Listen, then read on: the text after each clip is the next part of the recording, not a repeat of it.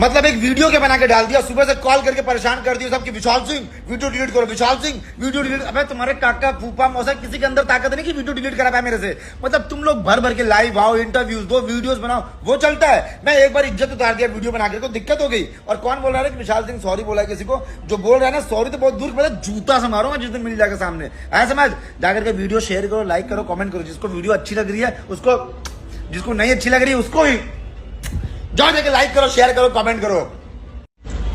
मतलब एक वीडियो के बना के डाल दिया, सुबह से कॉल करके परेशान कर दिया सबकी, विशाल सिंह वीडियो डिलीट करो, विशाल सिंह वीडियो डिलीट। अबे तुम्हारे काका फूफा मौसा किसी के अंदर ताकत नहीं कि वीडियो डिलीट करा पाए मेरे से। मतलब तुम लोग भर भर के लाइव आओ, इंटरव्यूज दो, वीडियोस बनाओ, वो चलता है। मैं एक बार इज्जत उतार दिया वीडियो बना के तो दिक्कत हो गई। और कौन बोल रहा है कि विशाल सिंह सॉरी बोला है किसी को? जो बोल रहा है ना सॉरी तो बहुत दूर, मतलब जूता से मारूंगा जिस दिन मिल जाएगा सामने। ऐसा समझ, जाकर के वीडियो शेयर करो, लाइक करो, कमेंट करो। जिसको वीडियो अच्छी लग रही है उसको, जिसको नहीं अच्छी लग रही है उसको ही जाओ जाके लाइक करो, शेयर करो, कमेंट करो।